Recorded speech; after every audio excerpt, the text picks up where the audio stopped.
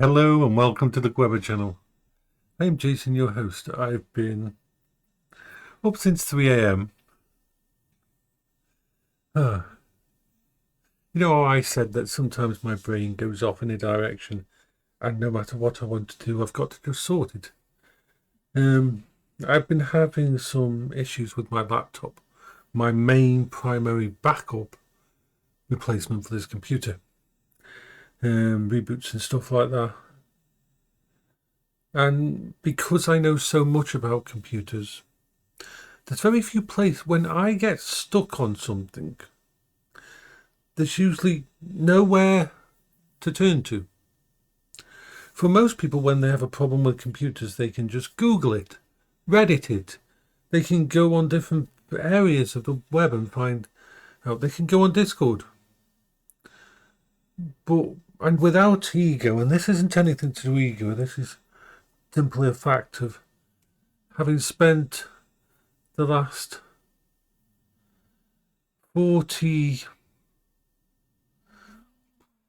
years of my life around technology, there's not much shit I don't know.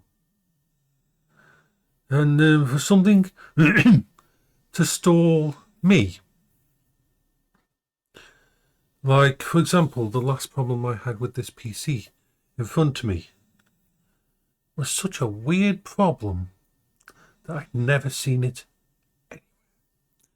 Basically, we found out what it was. The only way it showed up was I tried to install a mod pack, and every time I tried to install it, a couple of files would show in the hash when it did the check after it tried to install the mod pack as being slightly faulty. This drove me crazy. I tried installing on different drives. I tried downloading the file from everywhere else I could think of, from Nexus, from backups. Even someone on the actual Discord sent me a copy of the file. And every single time when it tried to unzip this file as part of the VRchat install for Skyrim, it was finding a issue, a bug, something's wrong here. Like I said, tried moving to different drives, updated all drivers, did everything on my system I could. And that's when we noticed sort of little foibles, like I couldn't access my security screen on Windows. It was told me that my administrator had control of it, but I was administrator. So I couldn't turn off Windows Defender. I couldn't turn on Windows Defender. Couldn't turn off the firewall. Couldn't turn it off. Anything like that.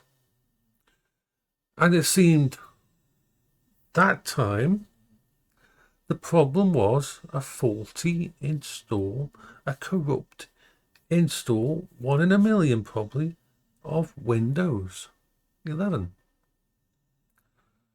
It seems that when I did an install, which I did it through the proper system, it actually corrupted itself in a way that stopped it actually seeing the corruption. I'd never ever seen this before, anywhere, and probably won't again. So when I have problems with computers, I've usually gone through and done everything that even the top tier of tech support will ask you to do. I'm not talking the basic stuff and that they actually do install.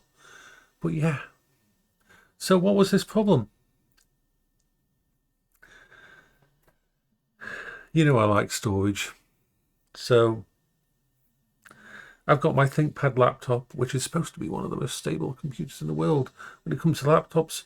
Once they sort out the BIOSes and that, and I was seriously considering just saying fuck it and get rid of it, because it would just restart for no reason and there would be nothing in the event viewer. It was just basically just shutting itself down. It wasn't even showing an error for it to shut down. It was just the event viewer was stopping reporting. And looking back on it now, I saw multiple signs that were reminding me of what it could be. But it was only at 3 a.m. when BitMonkey asked me to install some software on it because he wants to test out some stuff on it when it's here. Well, I had, I like storage. I like adding storage to my stuff. So I thought, I know what I can do. I've got a super fast FireCuda, which is like one of the fastest mechanical drives that Seagate does. They do it. It's classed as a game drive. It's got really good connection speed and everything. So I thought, okay, I've got this 16 terabyte drive. I've got 4 terabytes in the machine. I've got 16 terabyte there, and I've got a 4 terabyte SSD external. I thought, I want to give this computer 24 terabytes of space. Why not? I like space. I like filling space. So I connected them all up a while ago, about 2 months ago, and started to create a backup. Not really a backup, but I downloaded every single game I have on Steam, all the ones that weren't graphically intensive, onto the mechanical drive. After all, the mechanical drive is about 130 to 170 megabytes a second, something like that. To put that in perspective, the Steam Deck can run games off a micro SD, which runs at 130 megabytes a second. So I thought, hey, this will work fine. But later on, we tried to install some server software on it, some games to run in the background. We're going to turn that into a server to run the stuff because it was extremely efficient, amazing piece of kit. And every time we tried to run stuff on, 5 or 6 hours later, it would reboot. And this was driving me crazy. We tried all the things, updating BIOSes, changing software settings, trying even experimental driver systems, everything possible. I would try. All the things you would do, nothing worked. It still did this annoying thing. I was thinking, oh God, this is either a BIOS thing that Lenovo has fucked up, or seeing as I bought it secondhand on eBay, I bought a lemon. It's got some hardware issue that's causing this. Seems, and this can happen, if you plug in an external mechanical drive to a system that's very fast, using high-speed USBs and that, you can create a situation where that mechanical drive's own energy-efficient system, which is built into nearly all mechanical drives these days, will spin it down when not in use, or in between uses. Now that's fine. We like to think of computers as multitasking, but you will know yourself that most stuff runs on one thread, and the input-output system on a computer can just run in serial, not parallel, which means things wait for something else to be done before continuing. This is why sometimes if you're installing a game and you become impatient and you click on the actual thing and it says not responding and asks you if you want to cancel it and that, because you paused it between its actions. Well, that's pretty much what was happening. The input-output lag, not really lag, but makes it sound easier, between the superfast system and waiting for the data from the mechanical drive, though I wasn't installing anything on because it was classed as a Steam drive, it was checking it, and because it was connected, it was trying to check on that drive and things like that. Every time I tried to check on that drive, I had to pause. If something else was going on in the system, like downloading a file or unimpacting a file or a server software running in the background, those things would pause also and glitch.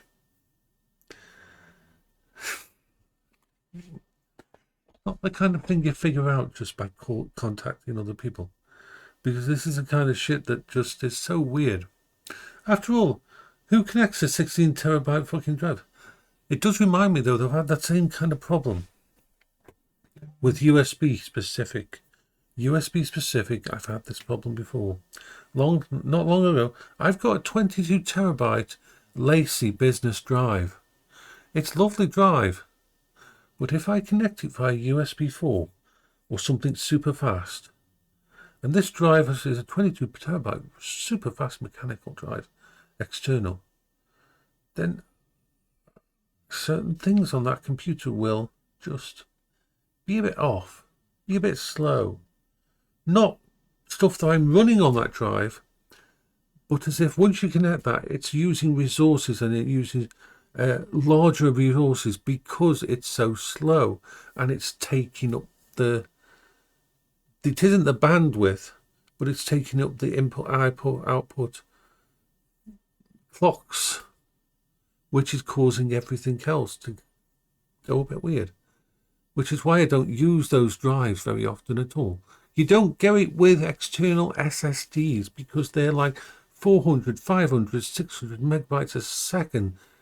They're built to be going through fast, but you plug in an old mechanical external and you might see this kind of thing happen on your system. So, yes, that was a ramble. But yeah, I'm probably going to go to bed at some point in time today because the problem is fixed. Well, looks like a few files are missing. Maybe files missing. Maybe not. Ooh, something's crashed. I'm going to have to deal with this. But this is a different kind of crash. It's a wabberjack.